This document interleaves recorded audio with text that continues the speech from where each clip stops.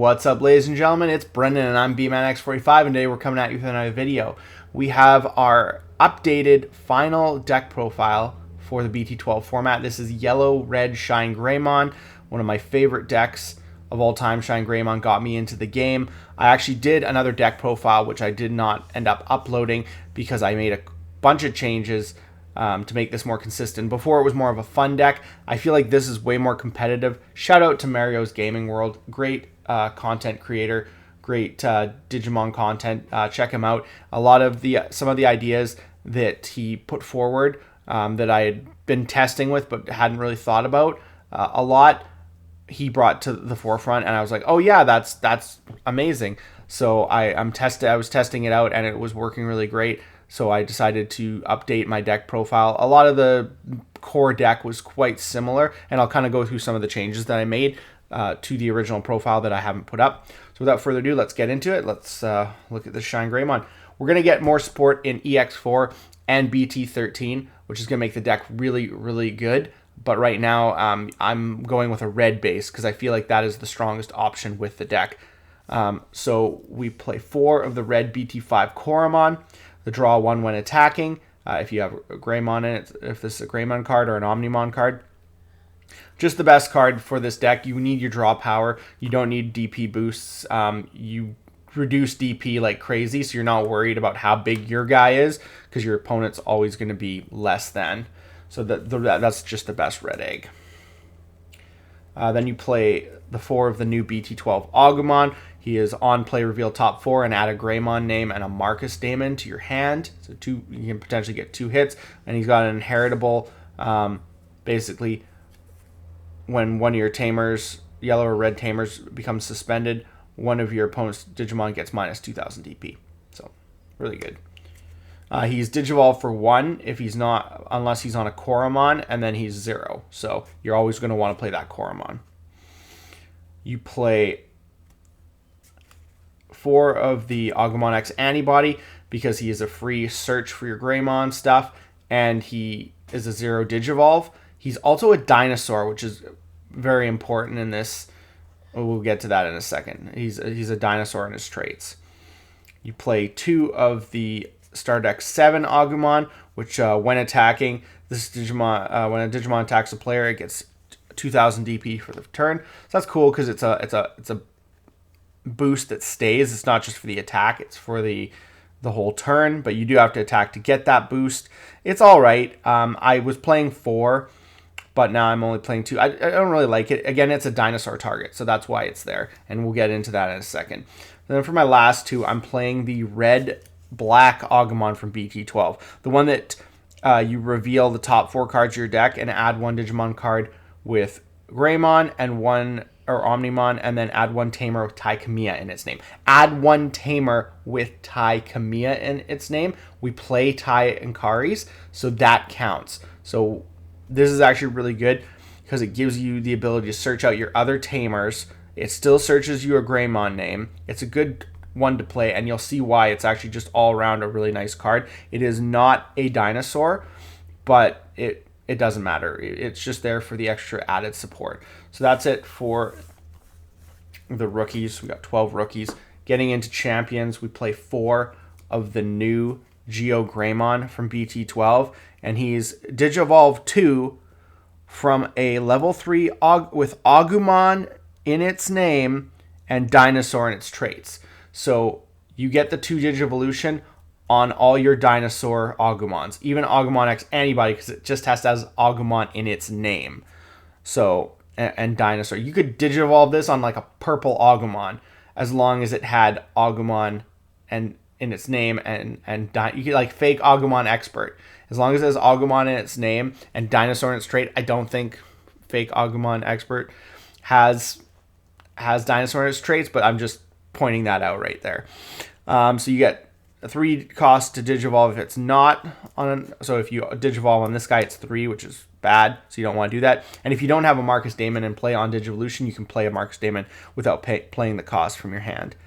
And then inheritable, when one of your yellow or red tamers becomes suspended, one of your opponent's Digimon gains minus 2,000, same as Agumon. So it kind of stacks up there. You play 4 of the security GeoGreymon because you need GeoGreymon's names for your Rise Greymon. So, and it plays it from the security. It's the best other GeoGreymon we have until we get the new support. Then we play some 1-ofs. We play 1 BT5 Greymon, which, he doesn't, he Digivolves for 1. So that's okay, because even though you're going to pay more for a Rise Greymon Digivolution, he kind of cuts that back down on his own ability. Plus, you get 2,000 plus 2,000 DP inheritable. We play 1 of the Greymon from BT12 that allows you to play a Taikamiya if you don't have a Taikamiya when he's Digivolved into. And he's Digivolved 2 from a level 3 with Agumon in its name. So same thing. So any of your Agumons, doesn't matter, makes him a 2 cost. And then he plays a Taikamiya. So Tainkari can be played for free, and then gets 1,000 inheritable. Same with this guy. I didn't mention this guy gets a 1,000 inheritable for if you have a Greymon or Omnimon in its name. But again, you're not caring about the DP boosts in this deck. It's just a nice 1-of because it allows you to play something for free, and it's good with the last level 4 we play. 1 Greymon X-Antibody. It's free. It's at 1 for a reason, and this is where kind of Mario came in. I was already playing like all this stuff. These 2 cards, I did not even think about that. It's limited for a reason, and the reason is because it's busted. It's so good. You get to Digivolve on a Greymon. So these 2 guys make it 0 cost Digivolution. If you have to Digivolve on an Agumon, it's 3. If you have to, whatever. But these guys make it a 0 cost Digivolution, and then if you Digivolve into your level 5, which is a dual colored card, you get to decrease the memory 1 by 1 for each color. So it makes your Rise Greymons cost like 1. It's and I'll get that into a moment, but it's just incredible. And I don't know why you wouldn't play it, because it does add a lot of consistency to the deck, being able to have those decreased costs going into your level 5. And you can play this guy and then stack up to this on the field while you're building your real Rise Greymon and raising, and it's just so good.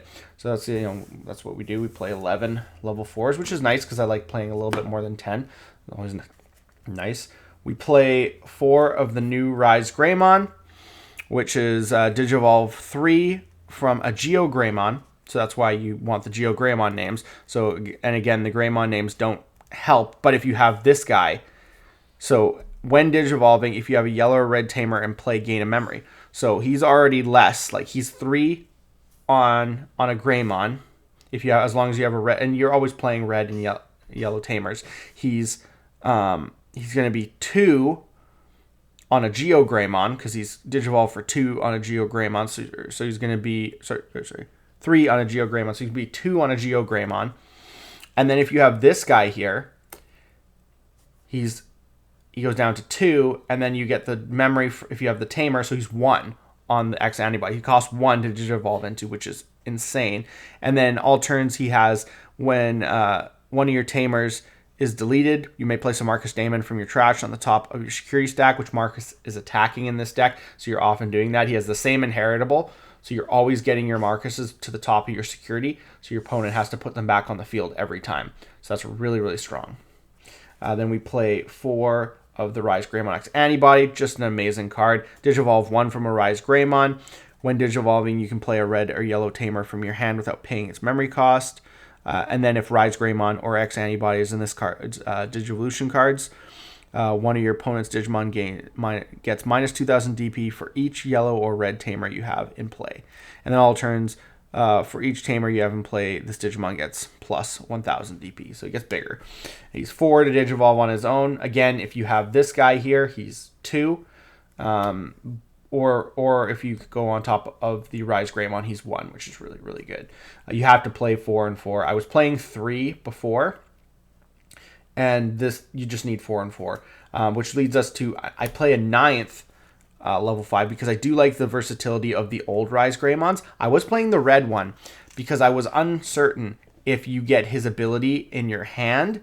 You don't. He's not a yellow Digimon in hand, so he's actually worse. I would say he would be better if he was treated as a yellow in your hand, but he's not, just because you can Digivolve him on your red guys, whereas this guy, you can't Digivolve on your red guys. It has to be a yellow. So you have to, be careful with it.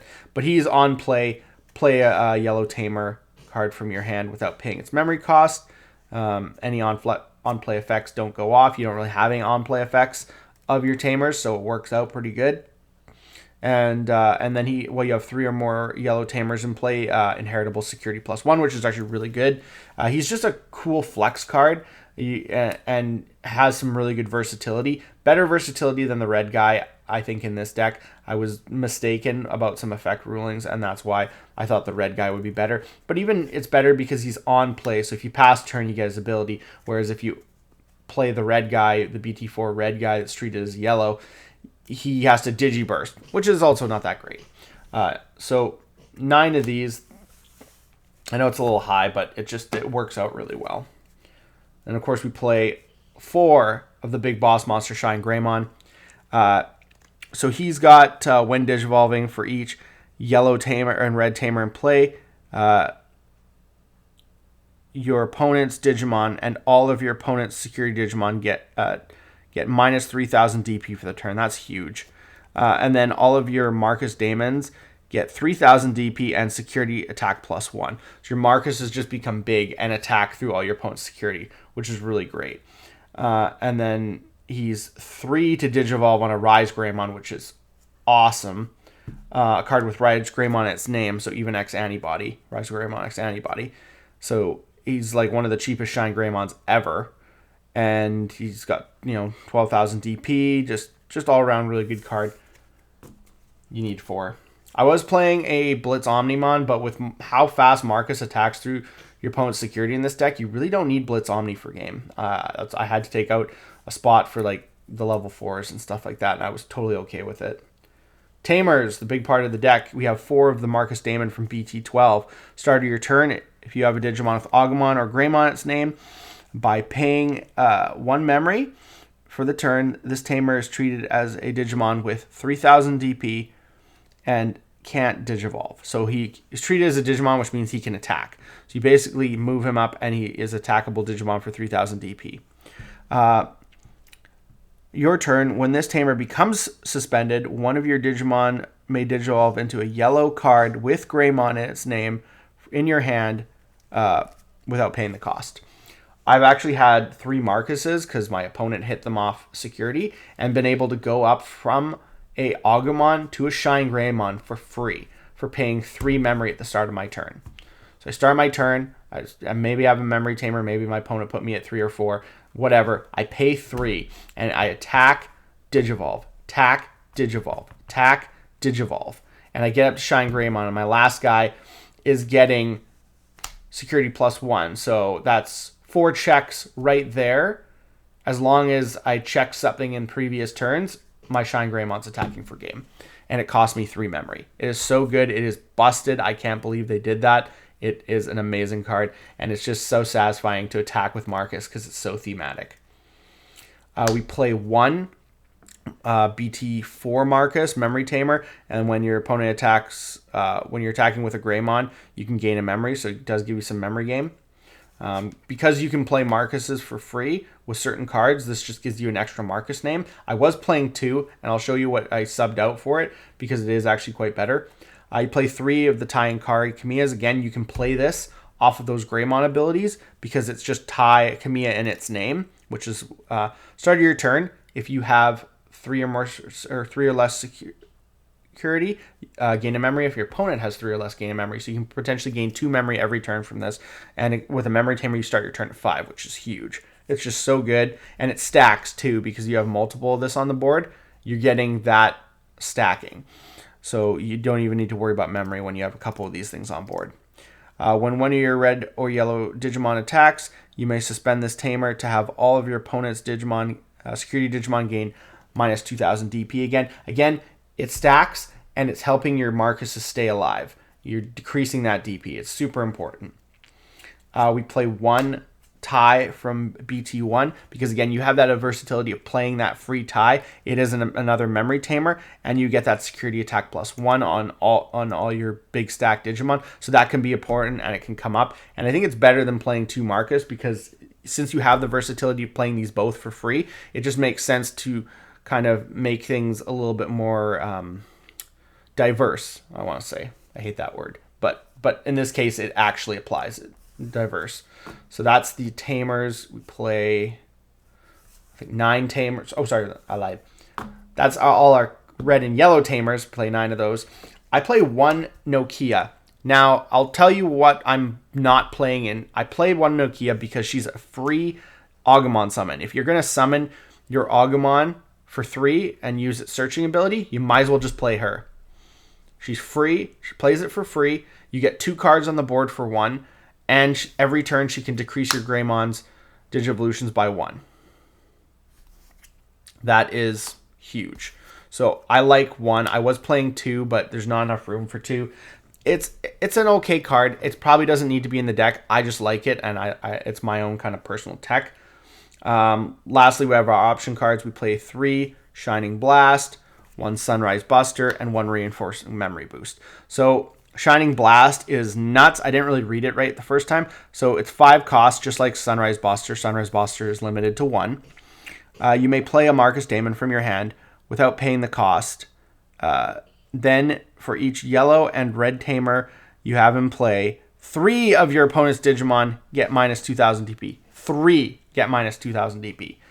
So that's huge. You can board wipe so easily with this card and play your Marcuses for free, which is just, and it's only 5 cost. And if the Marcus costs 4, you're only paying 1 extra for all that explosion.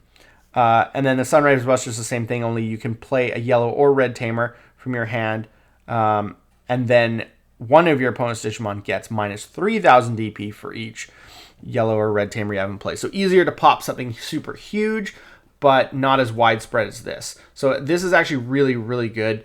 And this was limited for a reason.